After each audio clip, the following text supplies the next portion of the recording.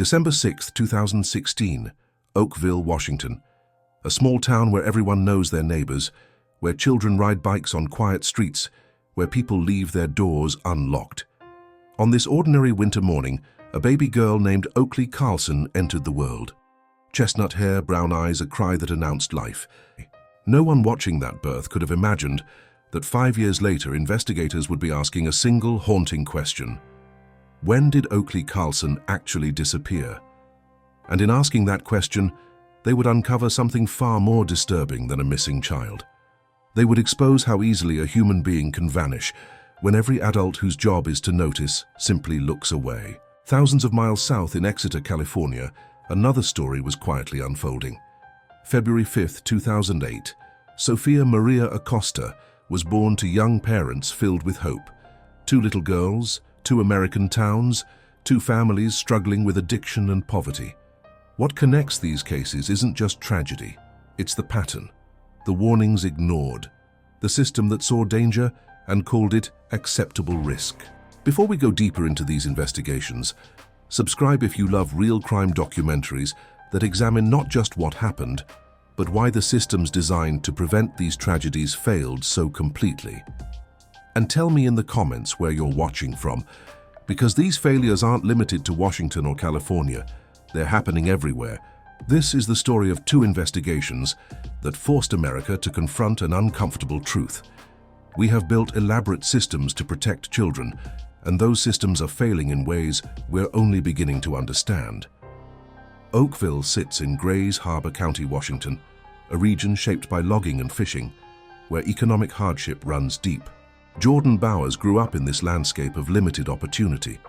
By her early 20s, she had accumulated 5 convictions: theft, possession of controlled substances, crimes born from addiction rather than malice. In 2014, she lost custody of her first son. The pattern was already visible, yet 2 years later, when Oakley was born, Child Protective Services made a calculation. Jordan was still struggling, still using, but poverty and addiction alone don't terminate parental rights in America. The philosophy sounds humane. Keep families together whenever possible. Provide services rather than separation. In practice, this philosophy often means giving parents chance after chance while children pay the price. Andrew Carlson, Oakley's father, brought his own complications. A former police officer in Aberdeen, he understood the system from the inside. He knew how reports were filed, how investigations proceeded, what language triggered intervention, and what didn't. His law enforcement career had ended badly, destroyed by the same substance abuse issues that plagued Jordan. But his connections remained. Later, investigators would wonder whether those connections explained certain anomalies in the case, certain charges that mysteriously disappeared, certain calls that went unanswered.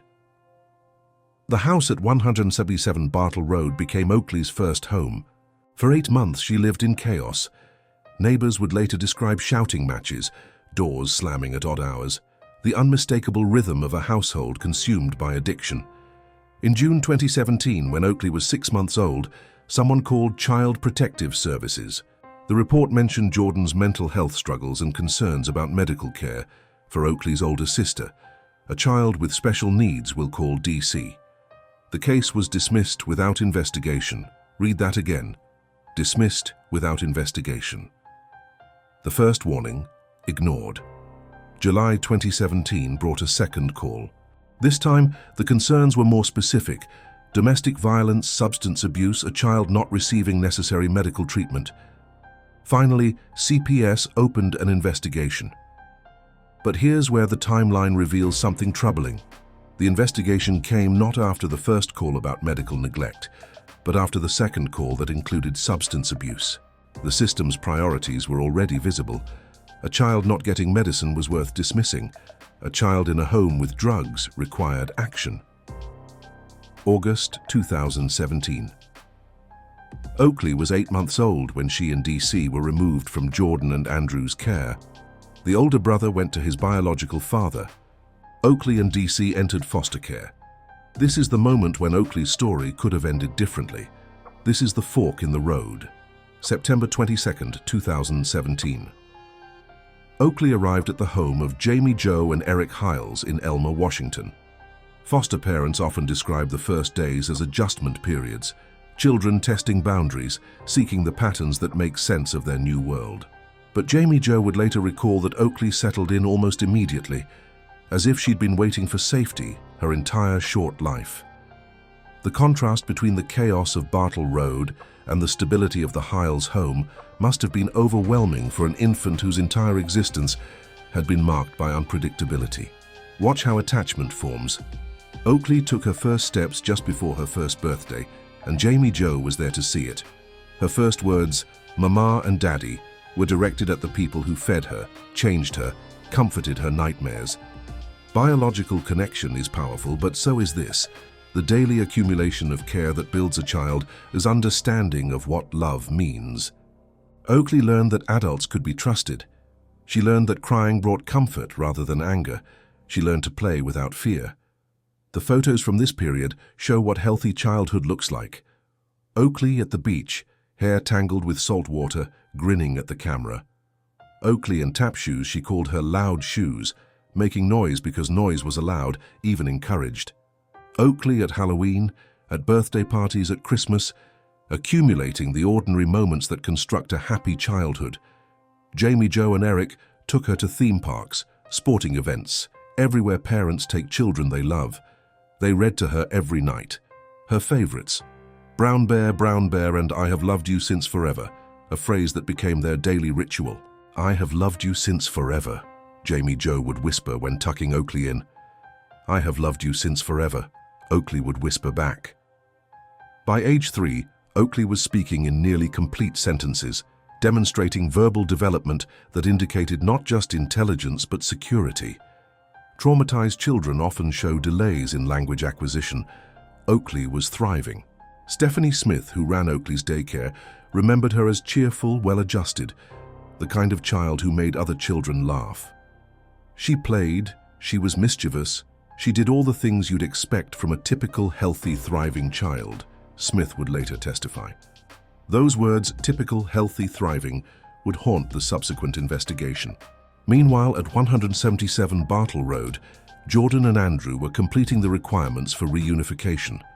Washington State's approach to family preservation emphasizes giving biological parents repeated chances to demonstrate fitness. The theory is compassionate. Addiction is a disease, poverty is structural, people deserve opportunities to change.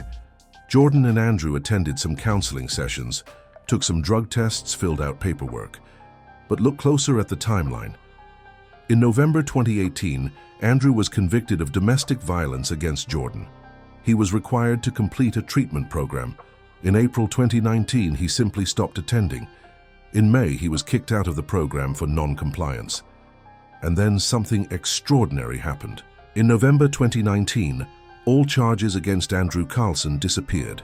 No public explanation, no hearing, just gone. A former police officer with a domestic violence conviction and failed treatment compliance suddenly had a clean record. Investigators would later note this timing. November 2019 was the same month CPS decided to return Oakley to her biological parents. But before that decision became final, warning signs emerged during supervised visits. March 2019, Oakley returned from a visit with her biological parents in a dirty diaper with scratches on her cheeks. Jamie Jo documented everything, photographed the marks, filed a report with CPS. The report was ignored. October 2019, Oakley came back from a visit telling stories about her parents fighting. Another call to CPS. Another dismissal. The pattern reveals something about how child protection agencies operate under resource constraints. With caseloads exceeding capacity, social workers make triage decisions. A scratched cheek isn't broken bones. A child's story about arguing parents isn't a crime scene. Each individual incident, taken alone, seems manageable. It's only when you step back and see the accumulation that the picture clarifies. But stepping back requires time these workers don't have. Fall 2019, CPS completed their reunification assessment. Despite Andrew's disappeared charges, despite Jordan's continued struggles, despite the reports from Jamie Jo, the decision came down. Oakley would be returned to her biological parents. The reasoning, as later documented in court records, centered on a single principle. Poverty is not grounds for terminating parental rights. Jordan and Andrew were poor. They struggled with addiction, but they had completed enough of the program requirements, signed enough papers, attended enough meetings. In the calculus of family preservation, that was enough. October 2019. Jamie, Joe, Eric and their lawyer met with CPS in Aberdeen. They brought documentation of every concerning incident during supervised visits. They explained Oakley's attachment to their home, her fear when visits ended, the regression in behavior after each return to her biological parents. The social worker's response would later be quoted in multiple media accounts. Poverty isn't a reason to deny parental rights. Then came the phrase that still echoes through this case: she's not your daughter. Legally, that statement was accurate. Jamie, Joe and Eric were foster parents, temporary caregivers. The goal of foster care is reunification whenever possible. But the statement also reveals an ideology. Biological connection trumps demonstrated care. The people who had loved Oakley for 26 months, who knew her favorite books and her bedtime rituals, who had taught her that the world could be safe, those people had no legal standing to object. On November 29, 2019, Oakley Carlson was returned to Jordan Bowers and Andrew Carlson. The transition was abrupt. Oakley, who had spent most of her conscious life in one home, was suddenly in another. 3 years old enough to understand she was leaving the only parents she remembered, not old enough to understand why. The trauma of removal from foster care is well documented in psychological literature. Children experience it as abandonment, regardless of how carefully adults try to explain. Oakley went from a home where she had her own bed, her own toys, her own routines, to a house where she was immediately an inconvenience. Jordan Bowers had one consuming passion: gambling. Workers at Little Creek Gaming Club knew her by name. They watched her lose thousands of dollars weekly, money that should have bought food, clothes, medical care for 4 children. The irony would later strike investigators. The same woman whose face was familiar to every casino employee in the county was deemed fit for custody by social workers who had never spent a full day observing her parenting. The house became chaos immediately. Unwashed dishes accumulated. The refrigerator stayed empty. The older children, who had learned survival skills during previous periods of neglect, knew how to find food, how to stay quiet when their mother was angry, how to make themselves small. But Oakley had been raised differently. She expected meals at regular times. She expected adults to respond to her needs. She asked questions. She demanded attention. In Jordan's world, this made her intolerable. March 2020 brought COVID-19, and with the pandemic came the perfect cover for isolation. CPS stopped home visits. Schools moved online. The networks that typically identify at-risk children, teachers, coaches, neighbors, all dissolved. For families already struggling, pandemic isolation intensified existing problems. For families actively hiding abuse, isolation was a gift. June 2020. Oakley's case was officially closed. CPS documented successful reunification and moved on to the hundreds of other cases demanding attention. The system had done its job according to the system's own metrics. A child had been returned to biological parents who had completed enough requirements to check the boxes. That the child was entering a dangerous situation was apparently not relevant to the bureaucratic definition of success. December 2020 provided one last window into Oakley's deteriorating condition. Christmas at the home of Kate and Fred Carlson, Andrew's parents, should have been festive. Instead, Kate was horrified by what she saw. Oakley looked terrible, dark circles under her eyes, scratches on her face, pale, exhausted, silent. The same child who had once filled rooms with laughter now sat motionless. Kate wanted to call CPS. She would later admit this in interviews. She wanted to report what she was seeing, but she was afraid. Afraid of being cut off from her grandchildren, afraid of making things worse, afraid of family conflict. So she stayed silent. Another adult who could have saved Oakley but chose to do nothing. After Christmas, Andrew cut off all communication with his parents. The last external connection to Oakley's well-being was severed. From that point forward, the only people who saw Oakley regularly were her parents and siblings, and the siblings were being taught not to talk. January 2021. Jamie Jo saw a Christmas photo of Oakley that someone had shared. In the photo, Oakley appeared to have a black eye. Jamie Jo immediately contacted CPS, begging them to conduct a welfare check. On January 27, 2021, a social worker visited the home. This visit would later become crucial to the investigation because it established the last official confirmation that Oakley was alive. The social worker saw Oakley, documented her presence, and closed the file. Whatever concerns existed, if any, went unrecorded. February 10, 2021. Someone connected to the family saw Oakley with her parents in public.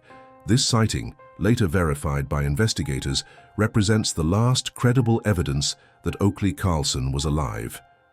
After this date, she disappeared, not gradually, not through a process of increasing isolation.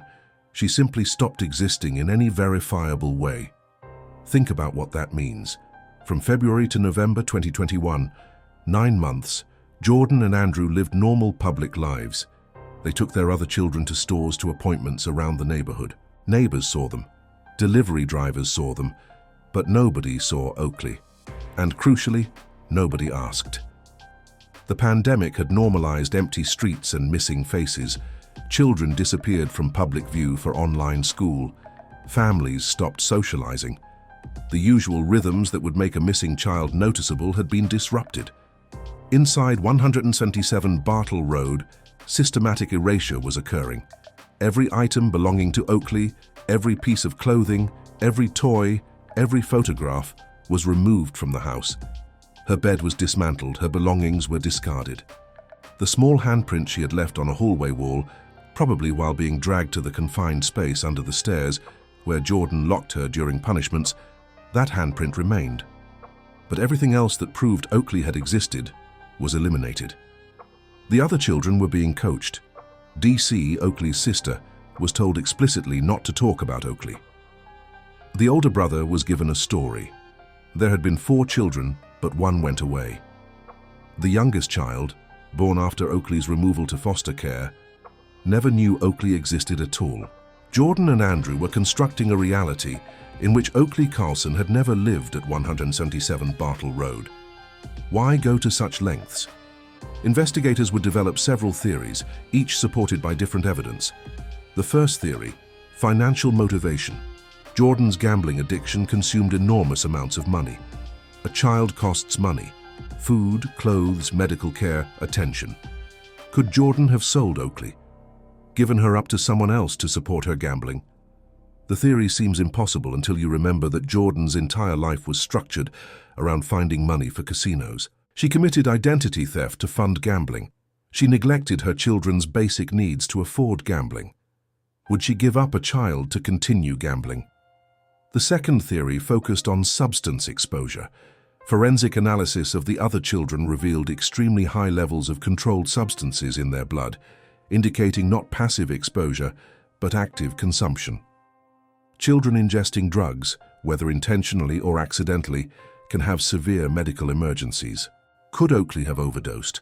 Could Jordan, afraid of legal consequences, have disposed of Oakley's body rather than seeking medical help? The third theory, the one investigators increasingly believed, was simpler and darker.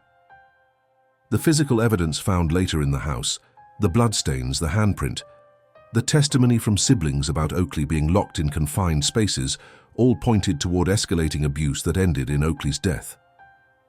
Jordan's pattern was visible in how she treated the other children. She neglected them, yes, but she also punished them harshly for minor infractions. A 3-year-old who had been taught to expect love and attention would have struggled constantly in that environment, demanding what she had been taught to expect, not understanding why her needs were treated as offenses. November 6, 2021. At 4:54 p.m., Andrew Carlson called 911. "I have a fire at my house. It's already out. I just want to report it for insurance purposes." That phrasing is important. Not "help, there's a fire." Not send emergency services, but I want to report it for insurance purposes, implying the situation was handled.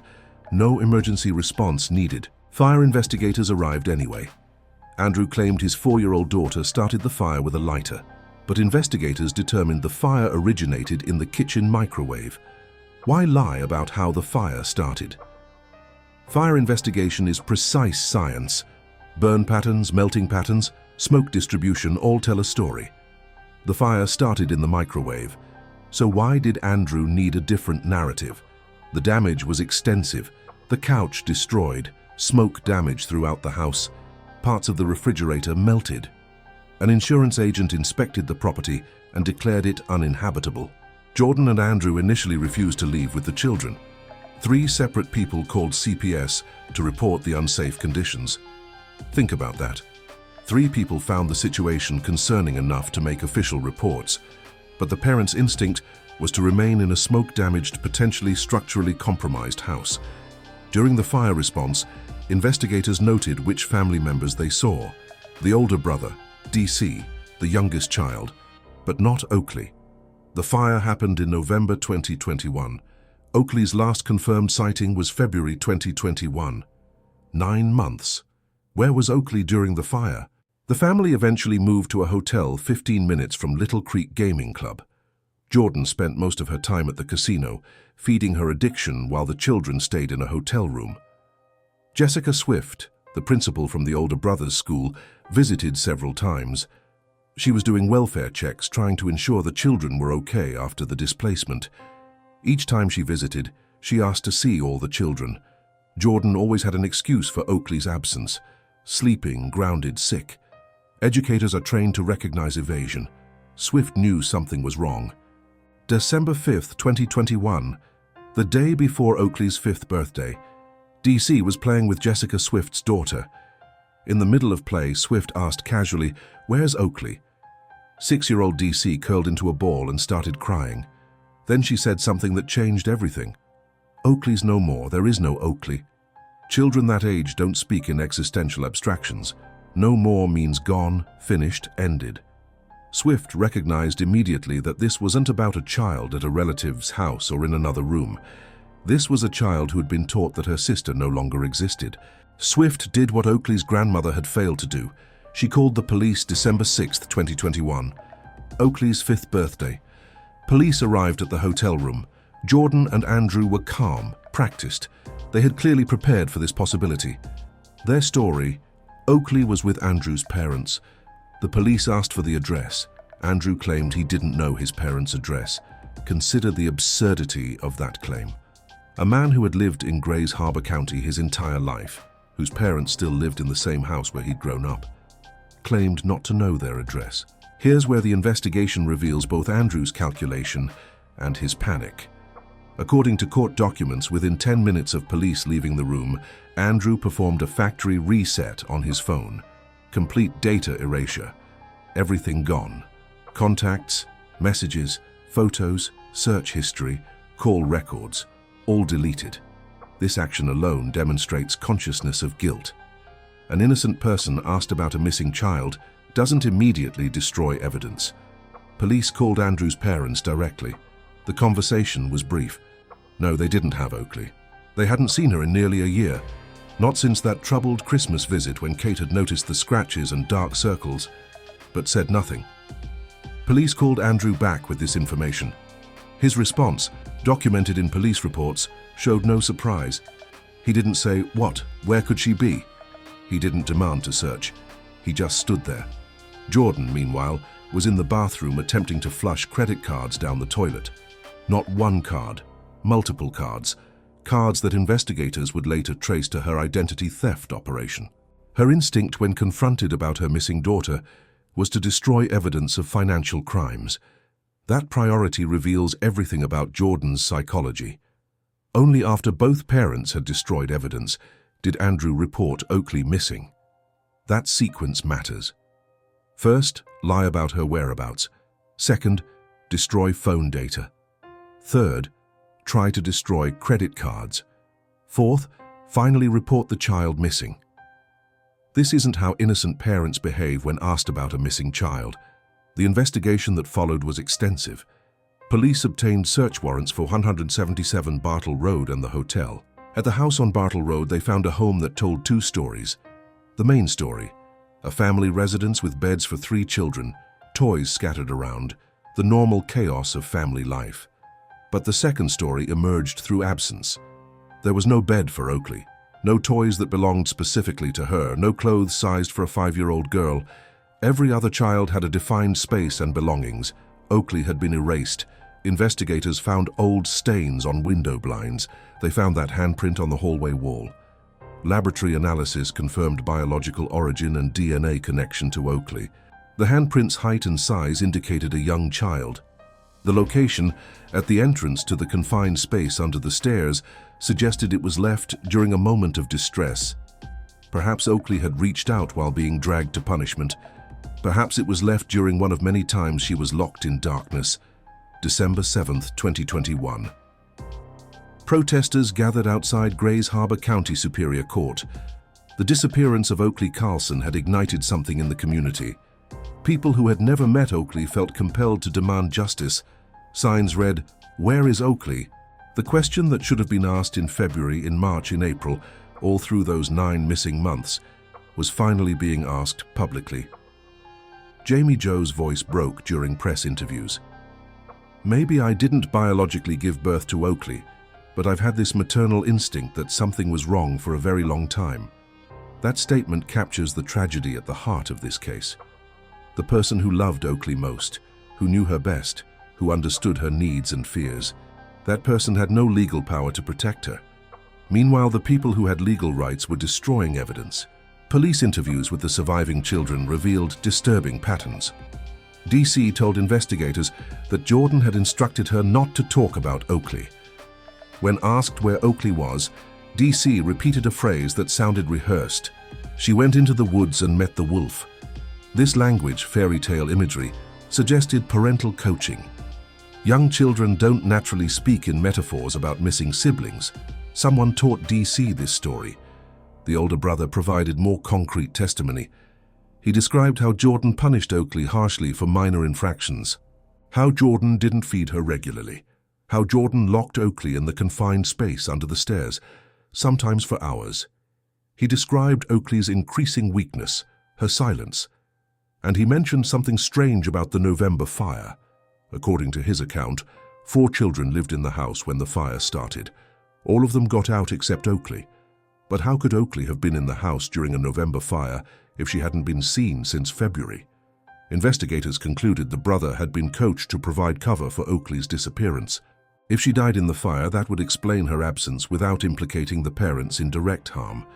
But fire investigation proved no one died in that fire. The burn patterns, the damage assessment, the lack of human remains, all confirmed the fire was minor and contained. The fire story was another lie. Toxicology tests on the surviving children shocked medical professionals.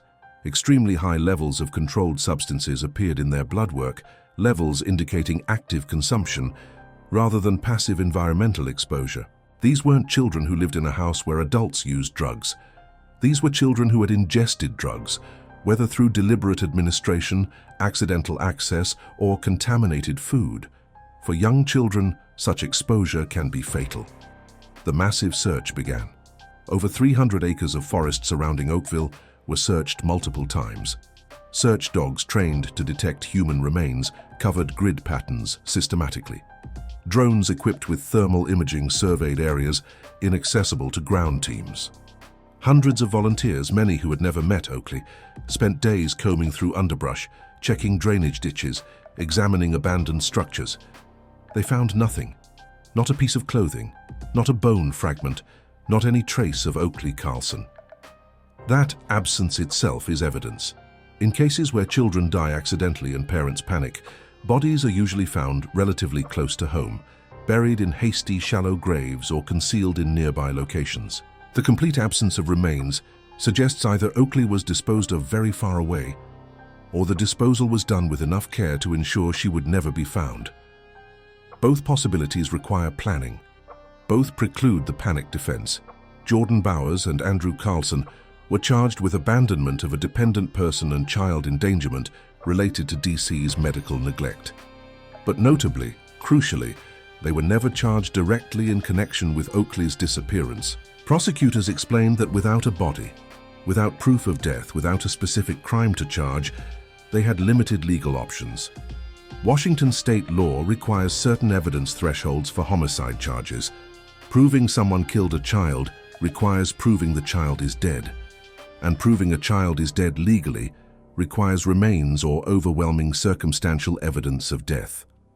The bail was set at $150,000 each. Prosecutors argued for high bail because of the evidence destruction.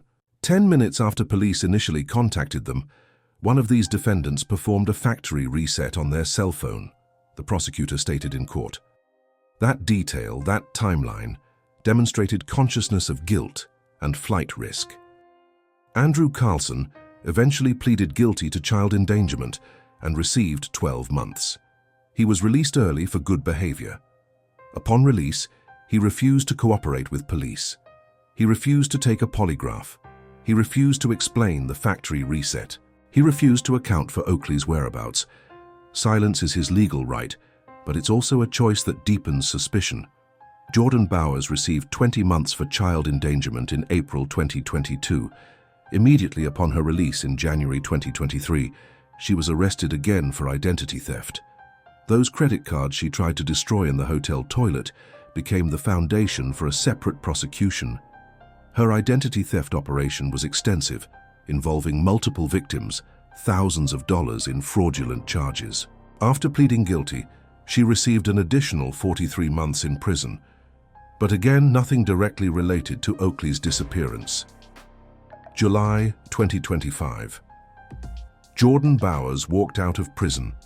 4 years after Oakley disappeared, the woman most responsible for her safety was free. Andrew remains silent. Neither parent has provided any information about what happened to Oakley. Neither parent has expressed remorse. Neither parent has answered the only question that matters: where is Oakley Carlson? The investigation continues. Chief Paul Logan still receives approximately 4 tips per week. Each tip is investigated, each lead followed. Digital billboards across Washington state display Oakley's photo and age progression images showing what she might look like now. But Logan is realistic about the likely outcome.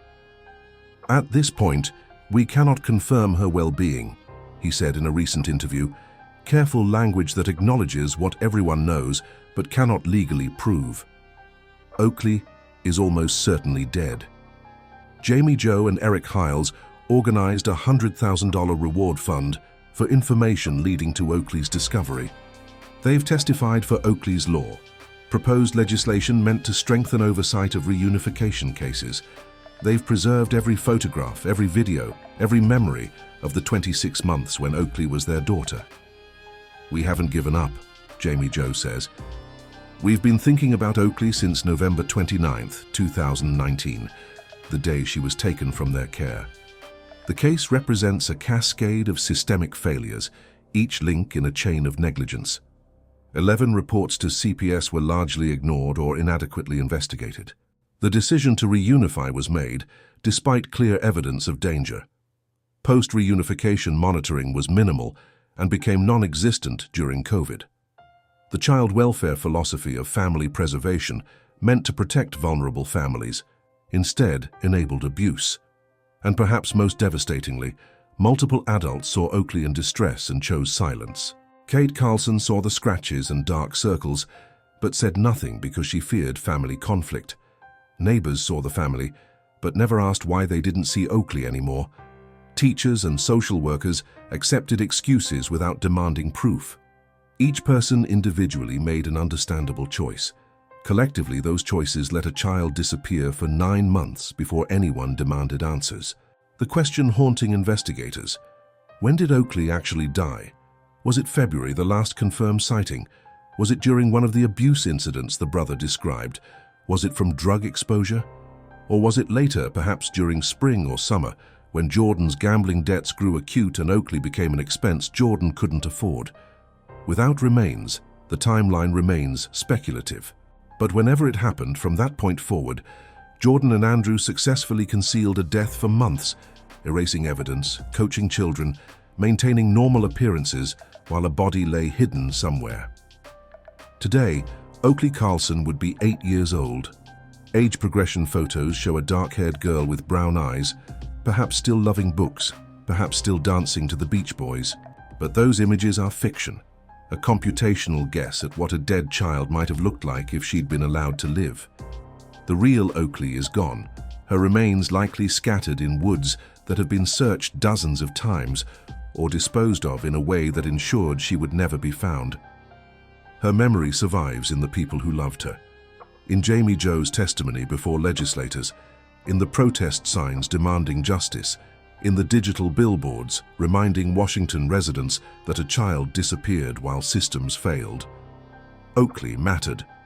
Her case matters because it's not unique. It's a pattern visible across America.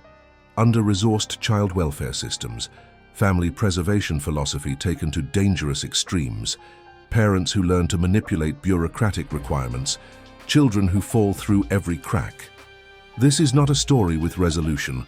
Both parents remain suspects, the investigation remains open, and somewhere in woods or water or ground, Oakley Carlson rests in an unmarked grave, her exact location known only to the two people who refuse to speak.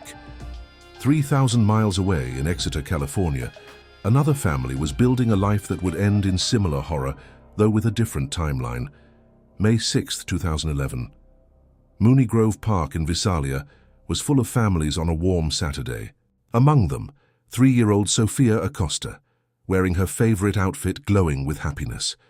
Her mother, Erica Smith, her baby sister Alexa, and Erica's boyfriend, Christopher Cheery, spent the afternoon in sunshine. Photos from that day show Sophia smiling, a normal child on a normal outing. 24 hours later, she would be dying in a hospital, her small body destroyed by torture. The story of Sophia Acosta begins like many American stories, with young parents trying to build a life against difficult odds. Erica Smith was 20 when Sophia was born on February 5, 2008. Obi Acosta, Sophia's father, worked as a long-haul trucker, routes that took him away for weeks at a time. They were poor but managing, a young family navigating the challenges of early parenthood. Sophia was described by everyone who knew her as sunny, not because she possessed unusual talents, but because her personality radiated warmth. She made people happy just by being present. That's a gift, the ability to bring light into rooms. Sophia had it. August 2009 brought the birth of Sophia's sister Alexa.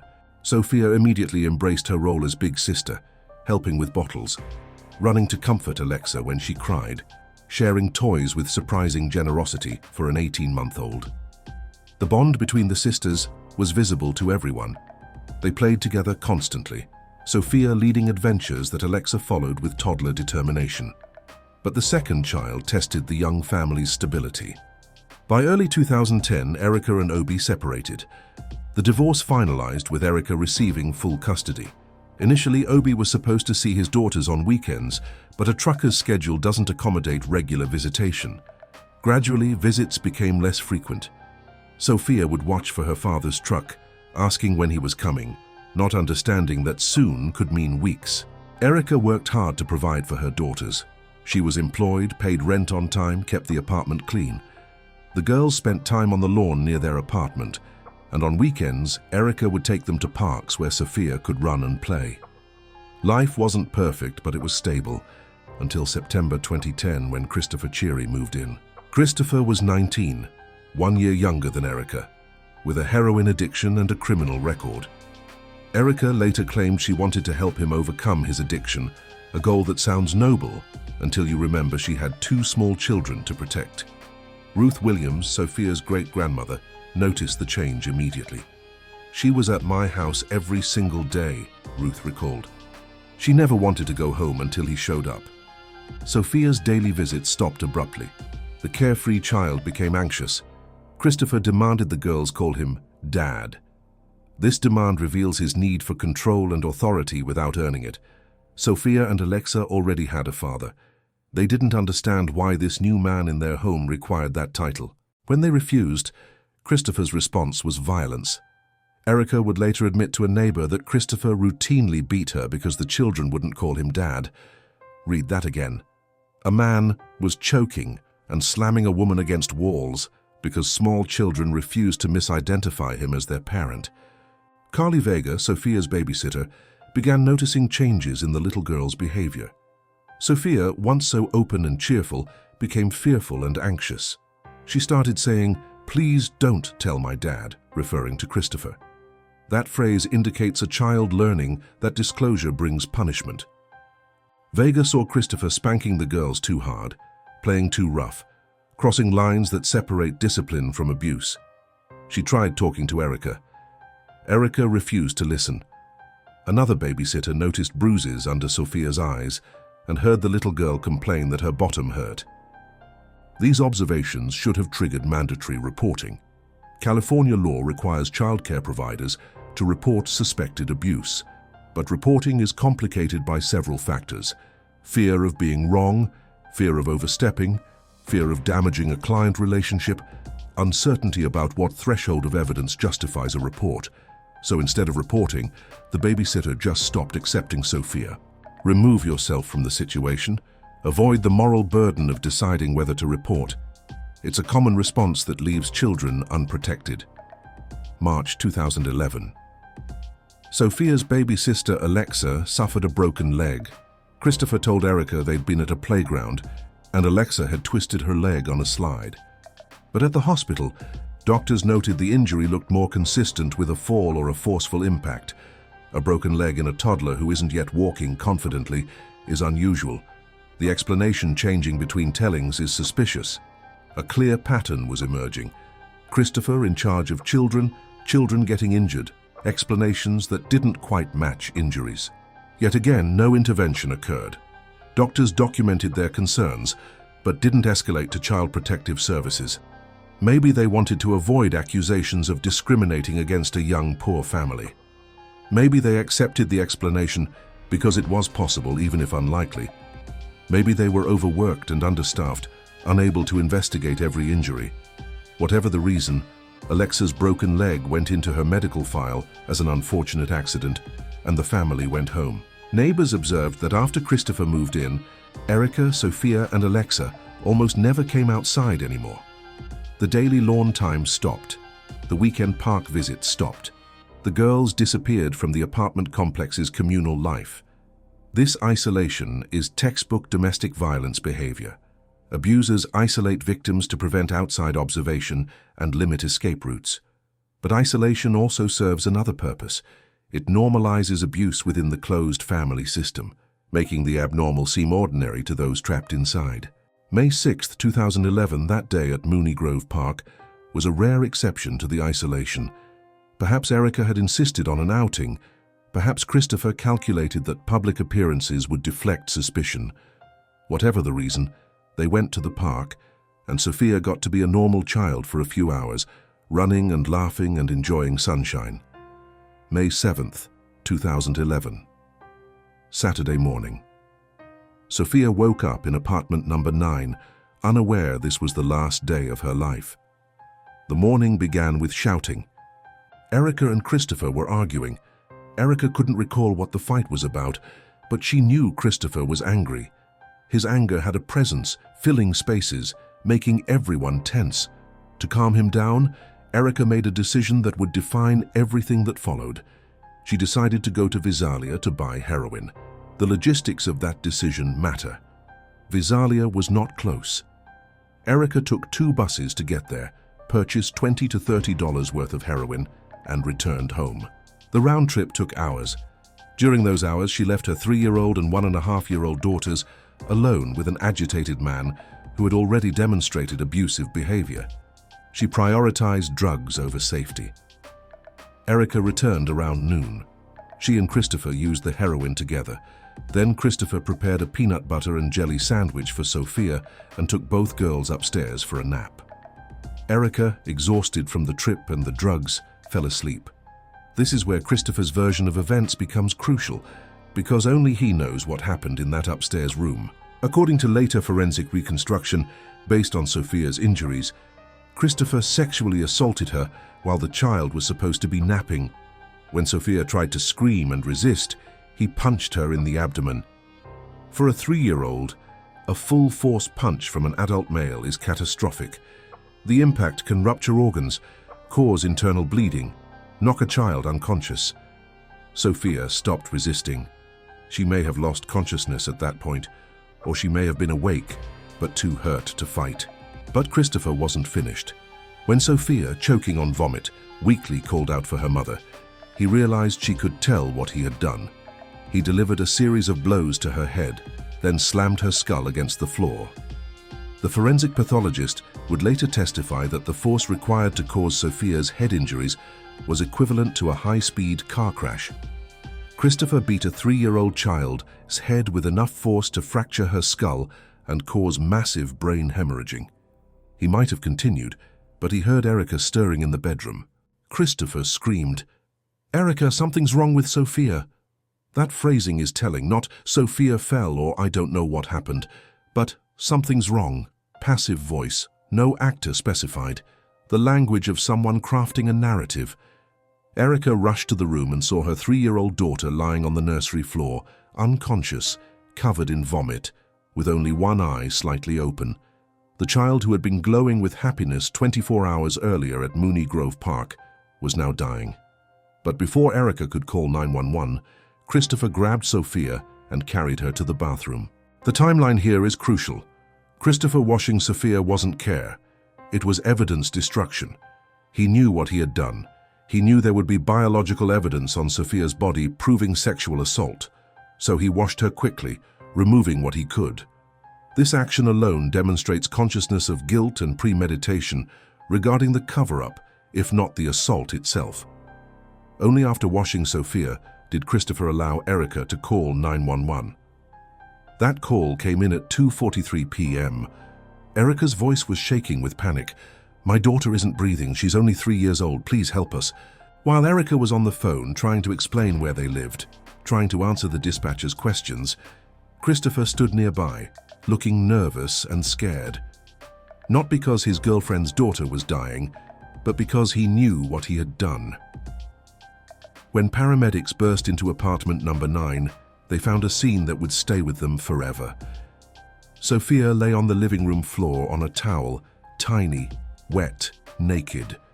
Her body showed obvious signs of trauma. There was blood underneath her when they moved her to the stretcher. Christopher stood just steps away, visibly anxious. Erica was outside the apartment, crying. At Kauai Delta Hospital in Visalia, emergency room doctors immediately recognized this wasn't an accident. Sophia had bleeding from her genitals, eyes and mouth. Bruises covered her abdomen and buttocks. Signs of severe head trauma were obvious. Nurses who had worked pediatric emergency care for years couldn't hold back tears. This level of injury in a 3-year-old indicates deliberate, sustained violence. Sophia's condition was so critical, she was emergency airlifted to Children's Hospital Central California in Madera, a specialized facility equipped to handle the most severe pediatric cases. During the flight, medical staff fought to stabilize her, but the damage was too extensive. Sophia's brain was swelling rapidly, pressing against her skull. Her organs were failing. Blood was seeping from multiple sites despite intervention. While doctors fought for Sophia's life, an Exeter police detective began investigating the apartment. What he found confirmed the medical team's suspicions. The bed in the child's bedroom was soaked with blood. Sophia's blanket was covered with vomit and feces, biological evidence of trauma and terror. Downstairs in the living room lay a suspicious pile of pillows and blankets, some with dried bloodstains. But the most damning evidence came from the apartment complex custodian. After police left, he was called to clean the apartment. In the child's bedroom, he found a condom wrapper and what he described as a sex toy. These items in a 3-year-old's bedroom require no interpretation. They indicate premeditated sexual assault. Christopher hadn't impulsively harmed Sophia. He had brought items into her room, planned the assault, prepared for it. Blood tests revealed another layer of horror. Traces of marijuana in Sophia's system. A 3-year-old had been exposed to drugs in her own home. Between the evidence of prolonged abuse, current catastrophic injuries, and toxicology results, Investigators knew they were looking at a homicide, not an accident. At Children's Hospital, doctors worked around the clock. An MRI showed catastrophic brain damage. Sophia's brain was hemorrhaging in multiple areas. The swelling was uncontrollable. For 4 days, Sophia fought for her life, connected to machines that breathed for her, monitored her heart, tried to give her broken body time to heal. On May 11, 2011 at 7:20 p.m., Sophia's biological father, Obi, arrived at the hospital.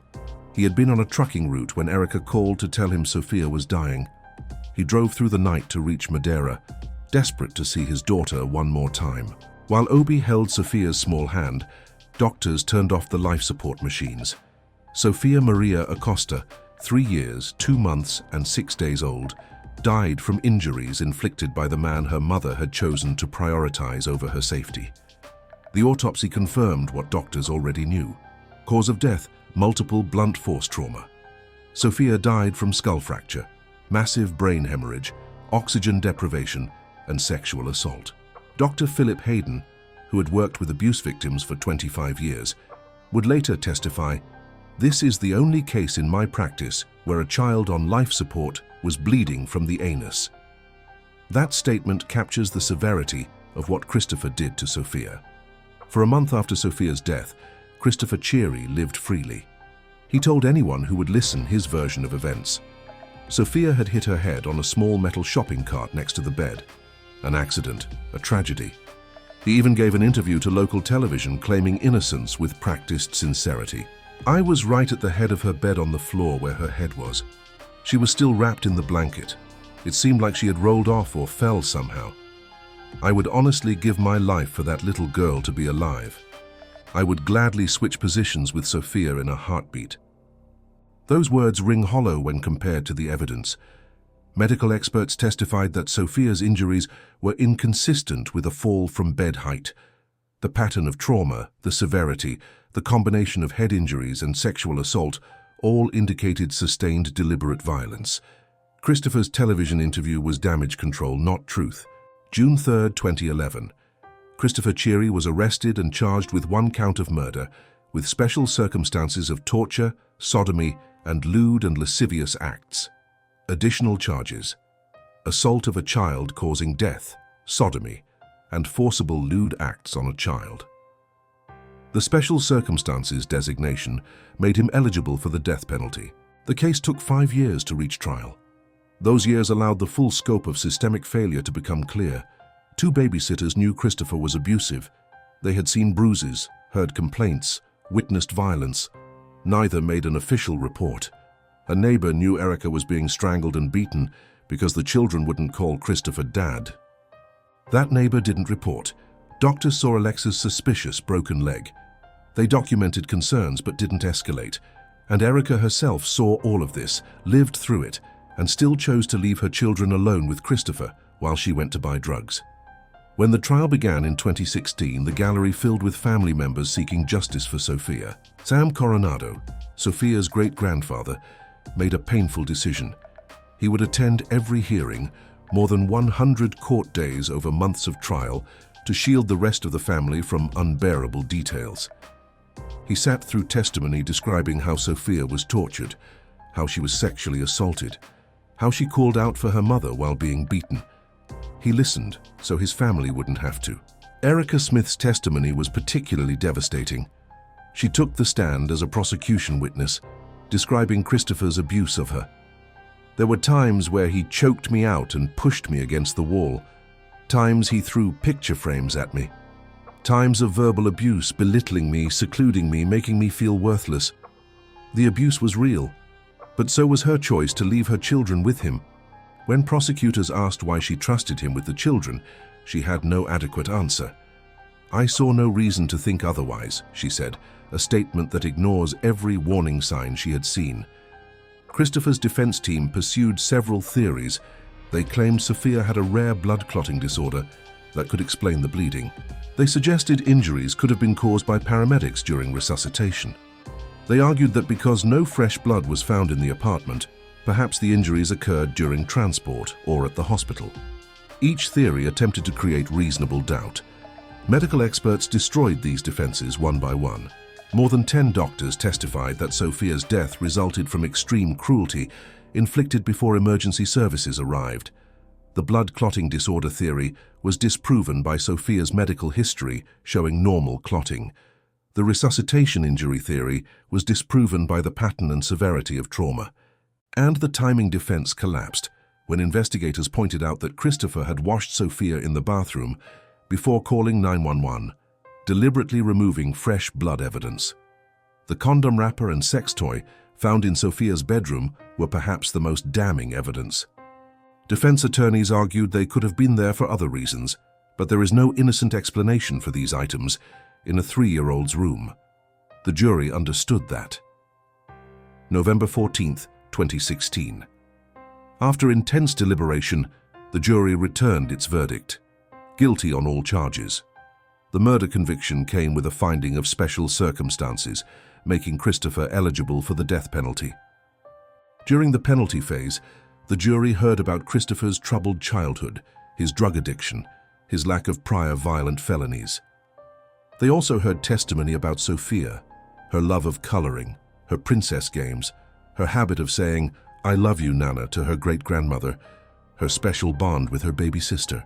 January 31st, 2017, Judge Joseph Cashian formally sentenced Christopher Cherry to death. The courtroom was packed with Sophia's family members, many wearing buttons with her photo. When the sentence was read, some family members sobbed.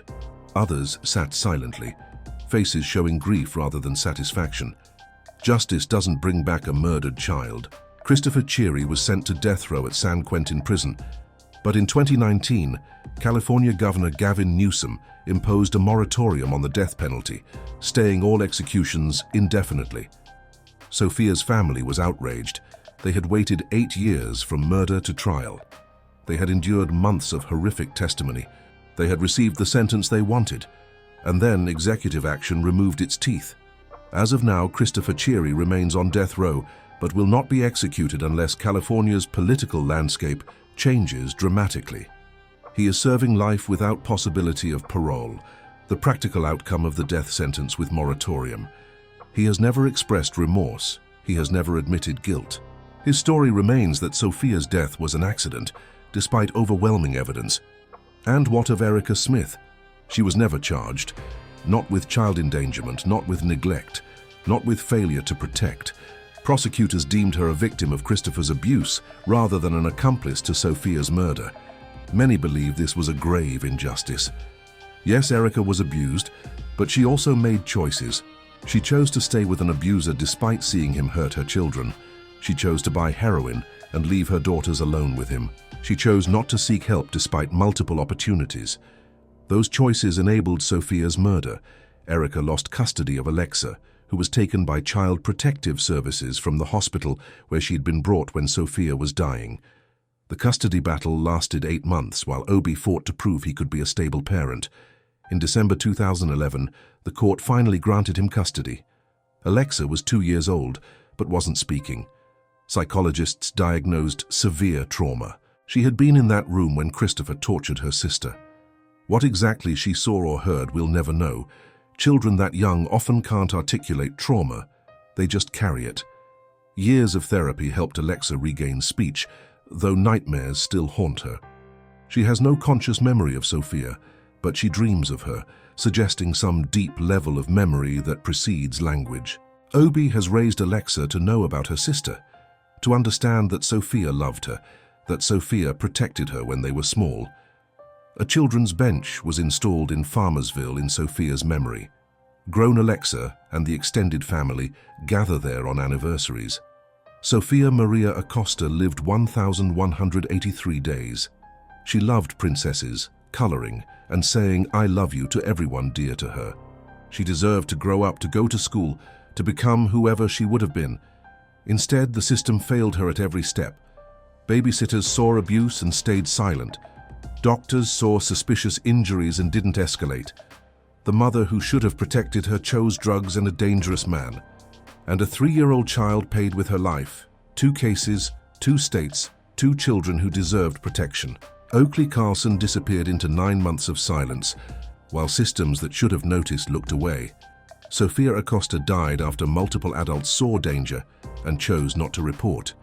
The common thread: child welfare systems overwhelmed and under-resourced, family preservation philosophy taken to dangerous extremes, mandatory reporters who don't report, parents who exploit bureaucratic gaps. Since Oakley's disappearance, Washington state has debated Oakley's law, legislation intended to strengthen oversight of reunification cases. The proposed law would require more frequent home visits post-reunification, mandate investigations of all CPS reports regardless of apparent severity, and increase penalties for social workers who fail to follow protocols. But as of 2025, the legislation remains stalled, opposed by agencies worried about increased liability and by advocates concerned about over-surveillance of poor families. Since Sofia's death, California has implemented some reforms. Mandatory reporter training has been enhanced, emphasizing that suspicion, not proof, is the threshold for reporting. Medical providers receive better guidance on documenting suspicious injuries. But these reforms operate at the margins. The fundamental tension remains: how do we protect children's safety while respecting family autonomy? How do we distinguish genuine accidents from concealed abuse? How do we balance the rights of parents against the vulnerability of children? The investigations continue. Police still receive tips about Oakley's whereabouts. Digital billboards remind Washington residents that a girl is missing. Jamie Jo still preserves every photograph, every memory of the daughter she raised for 26 months. Sam Coronado still visits Sofia's grave, still attends hearings when Christopher's appeals work through courts. These stories matter because they repeat. Right now, somewhere in America, a child is living in danger while adults who could intervene choose not to. Right now, a social worker is making a triage decision, closing a case that needs investigation because 50 other cases demand attention. Right now, a foster parent loves a child who will be returned to dangerous biological parents because poverty isn't grounds for termination of rights. Right now, a neighbor sees something concerning and decides it's not their business. We know how to prevent these deaths: adequate funding for child welfare agencies, lower caseloads for social workers, serious enforcement of mandatory reporting laws, meaningful investigation of every report, not just the ones that meet severity thresholds, post-reunification monitoring that actually monitors rather than checks boxes, legal reforms that balance family preservation against child safety. These solutions exist. We choose not to implement them, and children die because of that choice. The question isn't whether we could have saved Oakley and Sofia. We could have. The question is why we didn't. And the answer reveals something uncomfortable about American priorities. We value parental rights over child safety. We value cost-cutting over adequate services. We value family privacy over protective intervention. Until those values change, more children will disappear, more children will die, and we'll keep conducting investigations after the fact, documenting failures that were entirely preventable. Oakley Carlson's exact fate remains unknown. Investigators believe she is dead, her body disposed of somewhere that years of searching haven't revealed. Jordan Bowers and Andrew Carlson maintain their silence, exercising their Fifth Amendment rights, while their daughter's grave stays unmarked. Unless one of them confesses, unless remains are accidentally discovered, unless some piece of evidence surfaces, Oakley's case will remain technically open but practically cold. Sofia Acosta's fate is known, documented in autopsy reports and medical testimony. She was tortured and murdered by a man her mother chose to trust. Christopher Cheery will spend the rest of his life in prison, barring unlikely changes to California's death penalty moratorium. Sofia is buried at Winton Cemetery, her headstone a permanent reminder of a life cut short. 2 children, 2 investigations, 2 failures of systems that promised protection. The investigations revealed not just individual crimes but systemic collapse. They showed how children disappear in plain sight, how abuse escalates when warnings go unheeded, how families can hide horror behind closed doors while communities assume everything is fine. These investigations didn't provide the resolution families wanted. They provided instead a mirror, reflecting back the truth we'd rather avoid. We are failing the most vulnerable among us, and we're doing it not through lack of knowledge, but through lack of will. The legacy of these cases isn't closure. It's a question that remains unanswered. How many other children are living these stories right now, waiting for adults to notice, to care, to act before it's too late?